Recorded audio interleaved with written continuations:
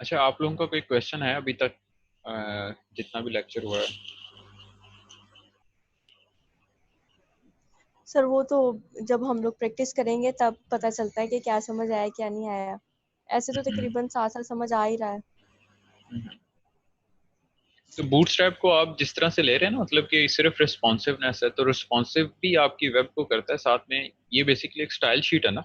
Style sheet है जी। तो style sheet में वो उसने प्री डिफाइंड कुछ स्टाइल्स डिफाइन किए हुए हैं डिफरेंट कंपोनेंट्स के लिए, डिफरेंट एचटीएमएल टैग्स के लिए, वो चाहे बटन है, वो चाहे आपका कोई फॉर्म है उसके लिए। तो इसने ऑलरेडी कुछ स्टाइल्स डिफाइन कर दिए हुए हैं, कुछ कलर स्कीम्स डिफाइन कर दिए हुए हैं। आप उनको यूज कर सकते हैं अगर आप चाहें तो, नहीं तो आप मोल्ड भी कर सकते हैं उनको। तो वो आपकी रिक्वायरमेंट के ऊपर है। ये हमारे आज की वेब डेवलपमेंट के सेशन का लास्ट सेशन होगा, और बूटस्ट्रैप हम इंशाल्लाह नेक्स्ट वीक भी करेंगे, और कोशिश करेंगे कोई एग्जांपल कर लें, क्योंकि आज सिर्फ इसको समझना ज़रूरी है कि बूटस्ट्रैप काम कैसे करता है। एक तो इसकी ग्रिड सिस्टम को समझना है कि वो 12 हिस्सों में तकसीम होती है और वो कैसे होती है, ठीक है। उसको सिर्फ उसने परसेंटेजेस के अंदर डिवाइड किया हुआ है। वो आप खुद भी कर सकते हैं, ज़रूरी नहीं कि आपने बूटस्ट्रैप को ही इंक्लूड करना है। लेकिन बूटस्ट्रैप आपको एक एक्सटेंसिव स्टाइल शीट प्रोवाइड करती है, जो कि आप मल्टीपल चीज़ों के लिए यूज़ कर सकते हैं। नेविगेशन बार है उसके लिए यूज़ कर सकते हैं, फॉर्म्स के लिए यूज़ कर सकते हैं, प्रोग्रेस बार्स आती हैं पेजिनेशन के लिए। जितने भी आपके टूल टिप्स आते हैं वो आपको थोड़े से क्या कहते हैं इसको, आपका व्यू अच्छा कर देता है टूल टिप्स का, ठीक है।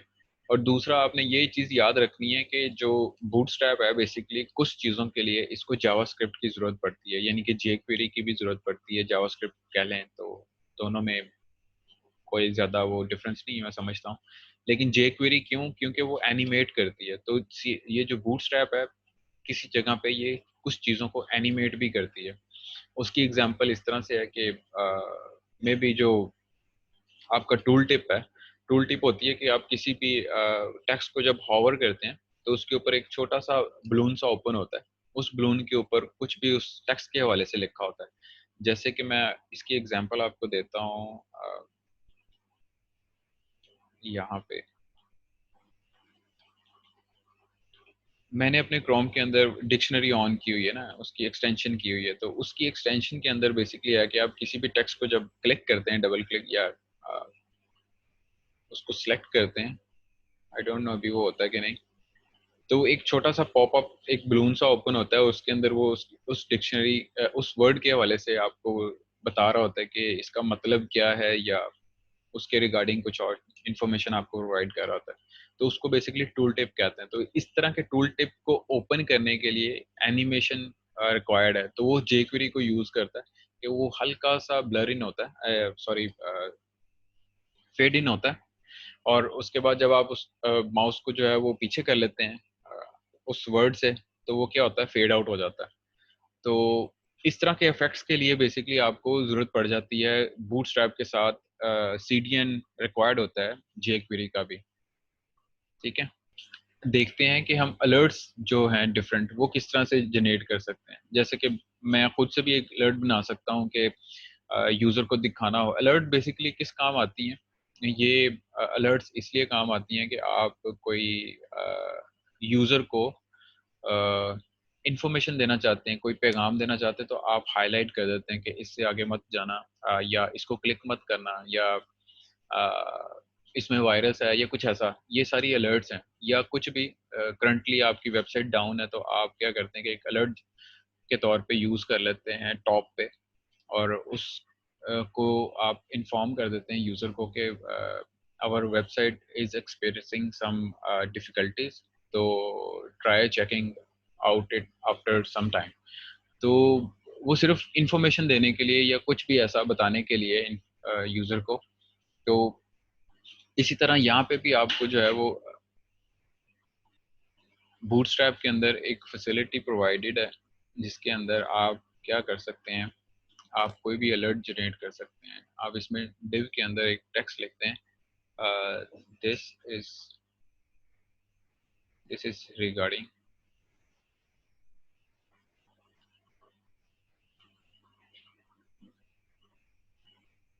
alert you about, yeah, this is to alert you, this is to alert you about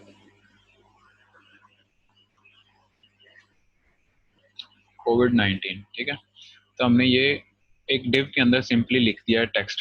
ठीक है, और इसको हम क्लास डिफाइन कर देते हैं क्योंकि सारे क्लासेस के अंदर डिफाइन डेफिनेशंस हो रही हैं। तो क्लास इसको डिफाइन करते हैं जो कि प्री डिफाइंड है अलर्ट की।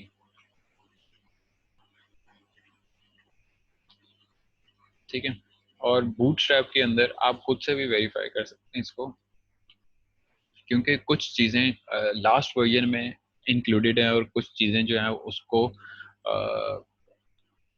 रिमूव कर दिया गया हुआ है नए वर्जन्स के अंदर। ठीक है, तो ये बूटस्ट्रैप बेसिकली 4.5 जो लेटेस्ट वर्जन है आपका, ये उसका है। यहाँ पे फाइंड करते हैं अलर्ट को, डॉट साथ में लिख देते हैं ताकि वो एग्जैक्टली हमें उस क्लास तक ले जाए। ठीक है, तो अलर्ट के नाम से ये एक डिफाइंड है जिसके अंदर क्या दिया हुआ है, उसकी पोजीशन, उसकी पैडिंग, मार्जिन और बॉर्डर असाइन है। ठीक है, बॉर्डर रेडियस यानी कि उसको राउंड किया हुआ है। और अगर इसके साथ मुझे कुछ और भी चीज़ें डिफाइन करें, जैसे कि अलर्ट हेडिंग है तो उसका कलर इनहेरिट हो जाएगा, कलर लिंक में साथ में डिफाइन कर दूंगा तो साथ में क्या होगा कि उसको उसका जो फॉन्ट है उसका वेट ज़्यादा हो जाएगा यानी कि बोल्ड हो जाएगा। फिर डिसमिसल, पैडिंग राइट, तो ये डिसमिसल बेसिकली जब कोई ऐसा अलर्ट जो क्लोजेबल हो यानी कि जिसको आप क्लोज कर सकते हो उसके ऊपर क्रॉस आ जाता है तो आप तब इस्तेमाल कर सकते हैं अलर्ट डिसमिसल। ठीक है, एक मिनट दीजिएगा मुझे। अच्छा जी, वो कर सकते हैं आप। तो अभी फिल वक्त हमने सिर्फ अलर्ट को जो है वो क्लास असाइन की है उस डिव को, तो हम उसका इफेक्ट देख लेते हैं और साथ में डिफरेंट क्लासेस को भी यूज कर सकते हैं। ठीक है, इस वक्त इसका कोई भी जो है वो बैकग्राउंड आपको नजर नहीं आ रहा है। ठीक है, तो साथ में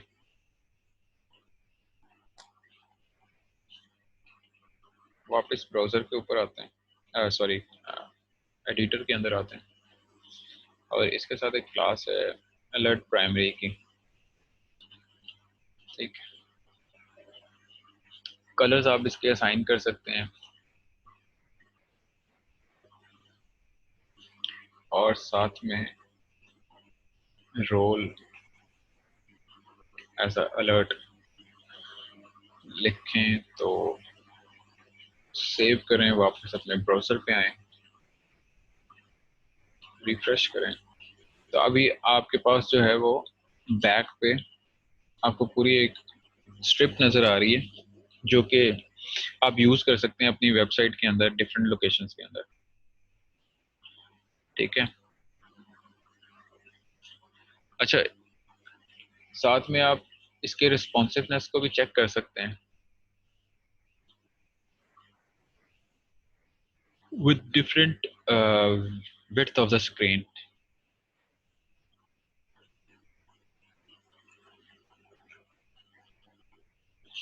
वापस आते हैं अपने कोड पार्ट में।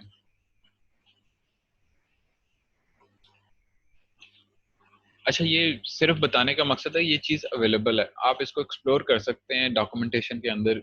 जो getbootstrap.com है वहाँ पे डॉक्यूमेंटेशन अवेलेबल है, तो आप वहाँ पे जाके फर्दर इसको एक्सप्लोर कर सकते हैं।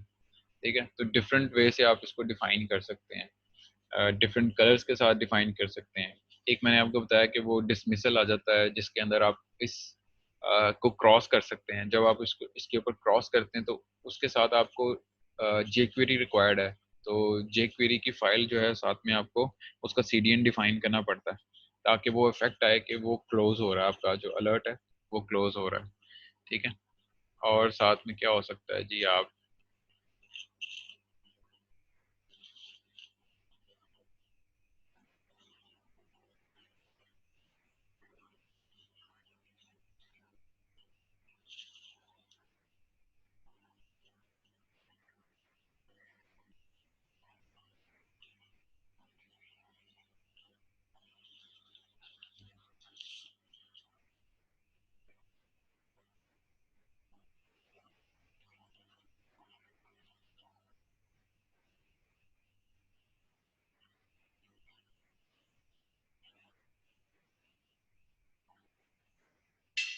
आपको इसके डिफरेंट प्लगइन्स भी अवेलेबल हो जाएंगे। जैसे आप सर्च करेंगे ना अलर्ट्स के, तो आप ये भी सर्च कर सकते हैं jQuery different plugins of alerts, तो आपको अलर्ट्स भी मिल जाएंगे।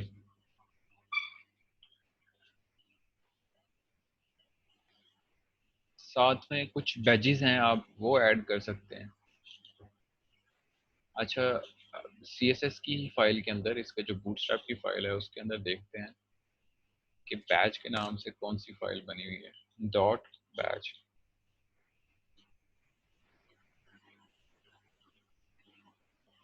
ठीक है। ये बैच के नाम से क्लास डिफाइन है जिसका डिस्प्ले इनलाइन ब्लॉक है, यानी कि एक ब्लॉक टाइप इनलाइन होगा। इनलाइन को कहते हैं, जैसे हम इनलाइन CSS कहते हैं ना, तो वो क्या होता है, इनलाइन CSS बेसिकली टैग के साथ जो स्टाइल आप डिफाइन करते हैं वो इनलाइन उसी लाइन के साथ, तो इनलाइन ब्लॉक उसी लाइन के साथ एक छोटा सा ब्लॉक डिफाइन होता है, ठीक है। उसकी पैडिंग सेट की हुई है, उसका फॉन्ट साइज, उसका फॉन्ट वेट है, ठीक है। और टेक्स्ट लाइन उसका सेंटर होगा, white space, vertical line base line के साथ होगा, और ये ट्रांजिशन होगी उसकी, ठीक है। इसको हम देखते हैं थोड़ा, बैच को।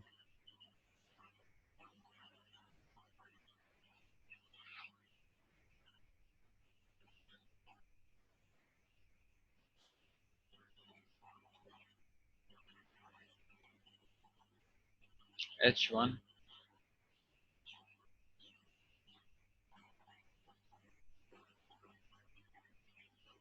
This is a new heading, और इसमें आपको अगर बैच यूज करना है तो साथ में आपको स्पैन क्लास यूज करनी पड़ती है, ठीक है। Spam tag, SPAN, span tag basically आप कहीं भी यूज कर सकते हैं।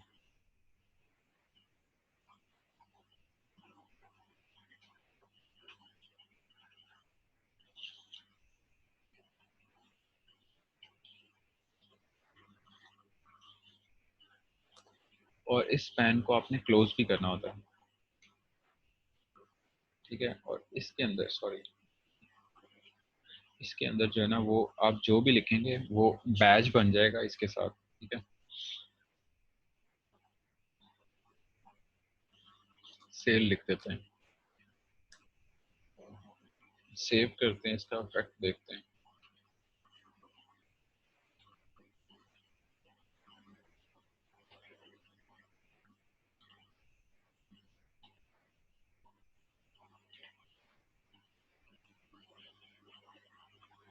ठीक है, यहाँ पे ये सेल लिखा हुआ आ रहा है। यहाँ पे अगर आप इसकी HTML देखें नीचे, तो सॉरी, ये H1 टैग, H1 टैग की अगर ये आप देखें तो H1 ये कंप्लीट यहाँ पे हो रहा है, और इनलाइन बैच बना हुआ है उसके साथ। ये एक ब्लॉक सा क्रिएटेड है, और इसकी जो CSS है वो वही है जो हमने अभी रीड आउट की थी अब bootstrap.css के अंदर,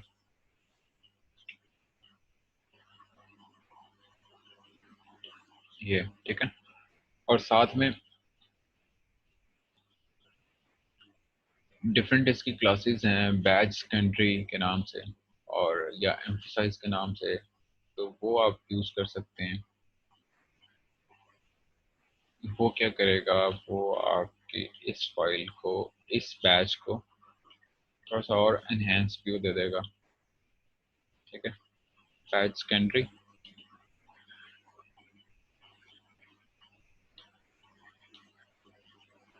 रिफ्रेश, ठीक है। एक ब्लॉक सी जो है वो बैकग्राउंड पे आपको नजर आ रहा है, ठीक है। और साथ में ये हो सकता है, आप ये कर सकते हैं कि डिफरेंट नोटिफिकेशन जैसे होती हैं वो क्रिएट कर सकते हैं। बटन के साथ आप ये टैग लगा सकते हैं, तो बटन के साथ देखते हैं किस तरह से यूज करते हैं।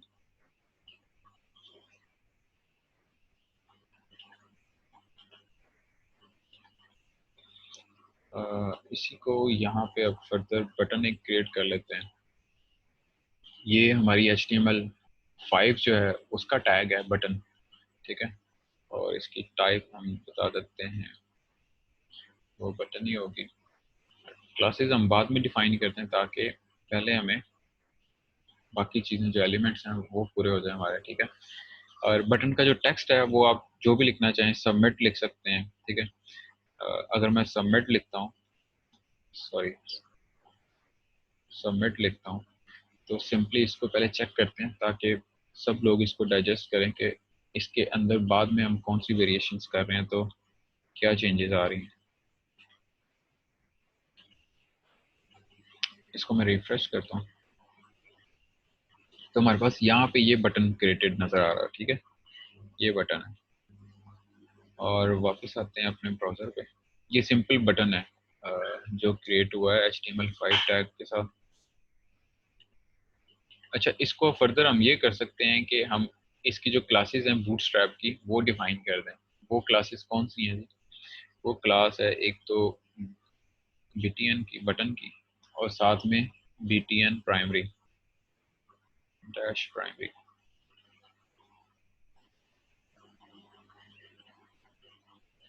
ठीक है। बूटस्ट्रैप CSS के अंदर .btn, सॉरी BTN, ठीक है।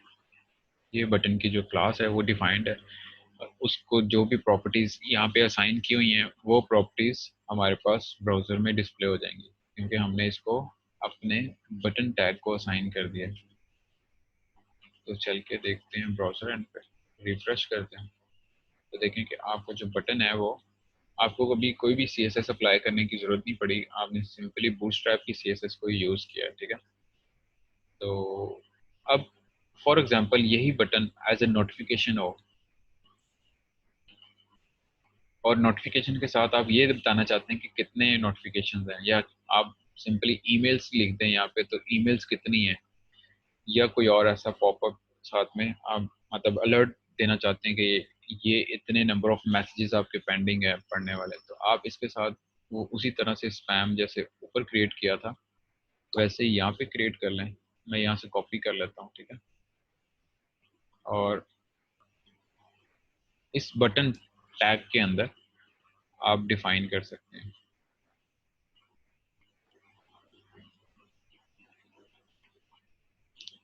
मे बी 5, और इसका आप चेंज कर दें ईमेल्स, ठीक है। और इसका जो बैच है वो भी आप उसकी डिफरेंट जो क्लासेस डिफाइन है वो चेंज कर सकते हैं। हम सिंपली इसी तरह से देखते हैं जो हमने बैच सेकेंडरी के नाम से सेट किया हुआ है उसको देखते हैं, क्योंकि ये जो बैच सेकेंडरी है ये आपकी बैकग्राउंड को सेट कर रहा है ग्रे में, ठीक है। तो उसी तरह से ग्रे शेड के अंदर आपका 5 लिखा हुआ आ गया और साथ में ईमेल्स लिखा हुआ आ गया, ठीक है। तो आप इस तरह से बूटस्ट्रैप को यूज करते हुए डिफरेंट बैजेस को यूज कर सकते हैं, ठीक है। ये बैजेस तब भी इस्तेमाल कर सकते हैं आप जब आप फॉर एग्जांपल काउंट करना चाह रहे हैं, आपने एक काउंटर यूज किया हुआ है, उस काउंटर के तौर पे भी आप यूज कर सकते हैं इसको, ठीक है। और एक और इम्पोर्टेंट चीज़ है ब्रेड क्रम्स होते हैं। ब्रेड क्रम्स आपने अपने दूसरी ज़िंदगी में ज़रूर देखे होंगे, जो कि डबल रोटी के साथ बने होते हैं उसको खुश करके। लेकिन वेबसाइट के अंदर ब्रेड क्रम्स क्या होते हैं कि आपका एक पूरा लिंक वो बता रहे होते हैं कि अगर फॉर एग्जांपल आपका अबाउट पेज है, अबाउट पेज के अंदर आपने CEO पेज बनाया हुआ है, आप अगर CEO पेज को क्लिक करते हैं तो वो बताते हैं कि CEO पेज किस तरह से किस हायरार्की के अंदर है, ठीक है। तो आप उसको डिफाइन कर सकते हैं बूटस्ट्रैप को यूज करते हुए। और आज के लिए हम फॉर्म्स देखते हैं कि फॉर्म्स के अंदर बूटस्ट्रैप किस तरह से अप्लाई कर सकते हैं आप, ठीक है। तो एक सिंपल सा फॉर्म क्रिएट करते हैं ईमेल पासवर्ड का, और फिर उसमें बूटस्ट्रैप को यूज करके देखते हैं। तो वापस आते हैं अपने ब्राउजर एंड पे, सॉरी एडिटर में, और यहाँ पे हम एक फॉर्म क्रिएट कर लेते हैं। फॉर्म टैग सब जानते हैं इसको हमने असाइनमेंट्स के अंदर बड़ी अच्छी तरह से देखा हुआ है, ठीक है। और इसके अंदर हम क्या करते हैं, सिंपली पहले तो एक लेबल यूज कर लेते हैं ईमेल का, साथ में एक और लेबल यूज कर लेते हैं, बाद में हम इनपुट फील्ड्स को डिफाइन कर लेंगे, इसमें हम कर लेते हैं पासवर्ड। ठीक है, अब दोनों लेबल्स के साथ इनपुट फील्ड्स आ जाएंगे। इनपुट टाइप इसकी आ जाएगी ईमेल। ठीक है, और साथ में आ जाएगा इसकी हम आईडी डिफाइन कर लेते हैं।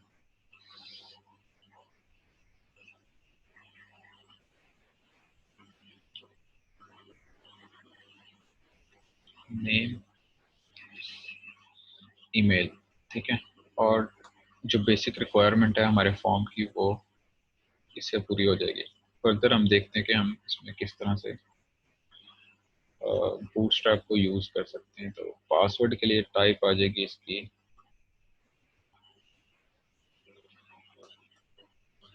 पासवर्ड।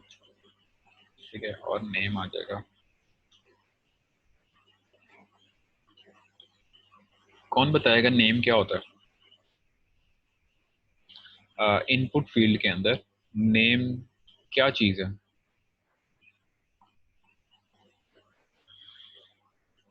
और साथ में एक सबमिट बटन आ जाएगा। किसी को नहीं पता है?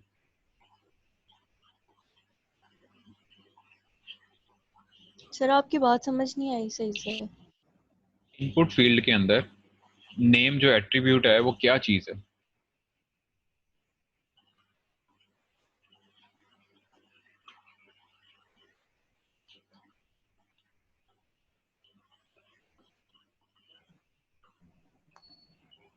सर ये शायद क्लास है।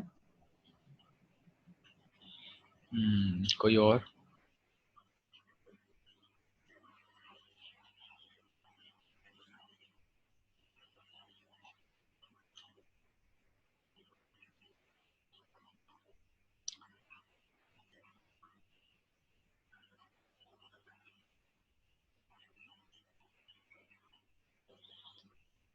कोई और नहीं है? अच्छा, क्लास के तौर पे मेरा यूज होगा। नेम जो है वो क्लास के तौर पे यूज होगा।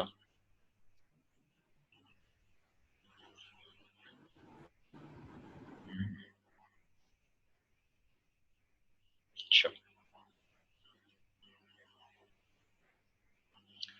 चलें, आपने मुझे बताना है कि नेम होता क्या है इनपुट टैग के अंदर। ठीक है, इनपुट टैग के अंदर नेम हमारा किस काम आता है।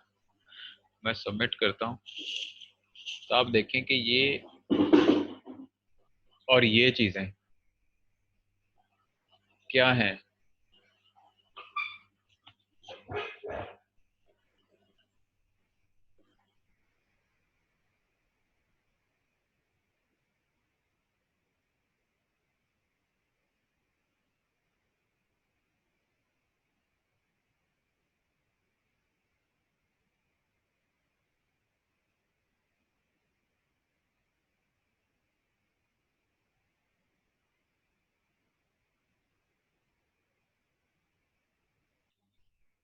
जी, किसी को समझ आई है ये क्या चीजें हैं? मेरे क्वेश्चन की समझ आई आप लोगों को? दोबारा से पूछूं? ये जो आपके HTML URL के अंदर ये दो चीजें नजर आ रही हैं आपको, एक ईमेल लिखा हुआ है और साथ में PWD लिखा हुआ है, ये क्या है?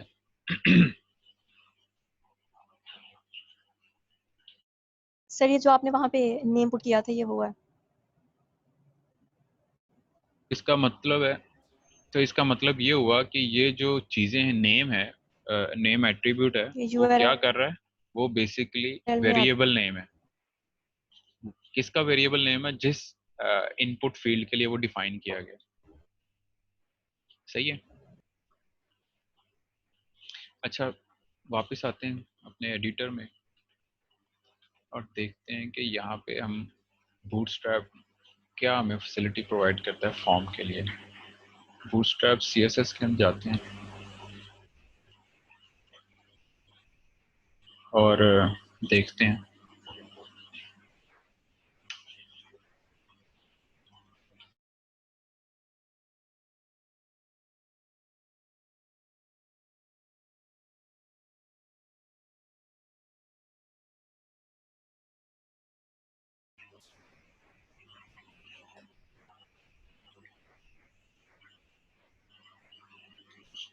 फॉर्म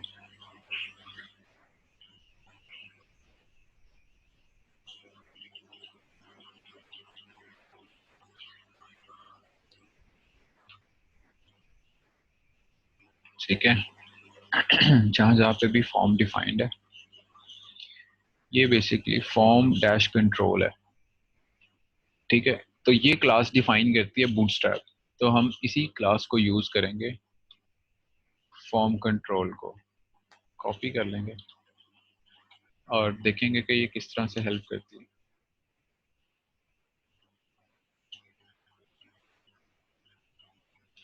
और दूसरा, इसमें हम थोड़ा सा इसको और एडवांस कर सकते हैं कि जिस तरह से हमें बूटस्ट्रैप फॉर्मेट एक प्रोवाइड करती है कि आप एक फॉर्म को इस तरह से डिफाइन कर सकते हैं, तो हम उस तरह से उसको यूज कर सकते हैं। ठीक है, तो हम इसी में जो ये क्लास है सेम सभी में डिफाइन कर देता हूँ।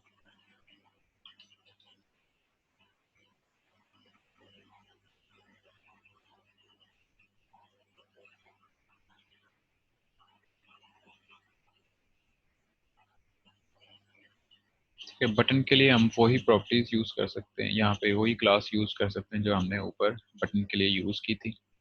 और देखें कि दोनों टाइप्स जो है ना वो डिफरेंट है, यानी कि यहाँ पे हमने इनपुट टैग को यूज किया है और ऊपर क्या यूज किया हमने, बटन टैग को यूज किया। तो सेम क्लासेस को यूज करते हुए क्या हमारा बटन सेम क्रिएट होता है, जबकि हमने टैग्स को, हमारे टैग्स क्या हैं वो डिफरेंट है।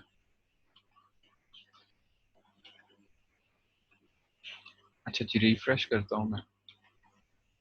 ठीक है, तो क्या है कि साथ में CSS भी अप्लाई हुई है कि आपके देखें, आप जब उस फील्ड के ऊपर क्लिक करते हैं तो एक शेडो सा, आपको ब्लू सा शेडो नजर आता है उस, ठीक है, एक ये चीज। दूसरा आप टेक्स्ट देखें, टेक्स्ट एनहांस हो गया है, इम्प्लीमेंट हो गया है बूटस्ट्रैप का।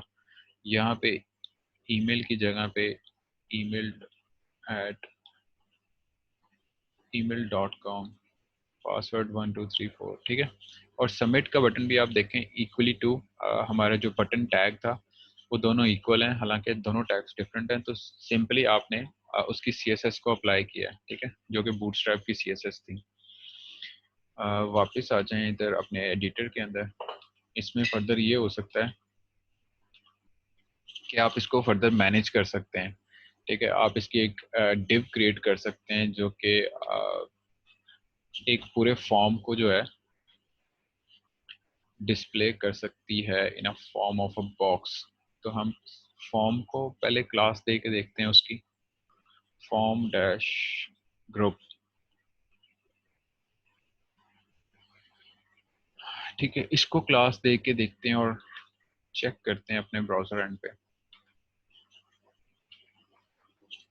अच्छा, एक चीज समझने वाली वो ये है कि CSS क्या करता है, सिंपली आपको एक चीज अलाउ करता है, एक प्रॉपर्टी जो है वो स्टाइल के हवाले से, वो आपको जो है ना ऑप्शन प्रोवाइड कर देता है कि आप किसी चीज को स्टाइल कर। अब फॉर एग्जांपल आपने H1 को स्टाइल किया, तो वही H1 को यूज करते हुए स्टाइल को आप पैराग्राफ को भी स्टाइल कर सकते हैं। ठीक है, ऐसा नहीं है कि पैराग्राफ के लिए कोई डिफरेंट चीजें यूज होती हैं, पैराग्राफ के लिए भी वही चीज यूज होती है। तो आप इस तरह से चेक कर सकते हैं एक ही क्लास को डिफरेंट टैग्स के ऊपर। ठीक है, जैसे हमने बटन टैग को यूज किया है, बटन टैग की जो क्लास है उसको यूज किया है इनपुट के ऊपर भी। ठीक है, जो कि सिंपली एक बटन है। यहाँ पे एक डिव क्रिएट करते हैं उसकी क्लास डिफाइन कर देते हैं और इस div को यहाँ पे क्लोज कर देते हैं।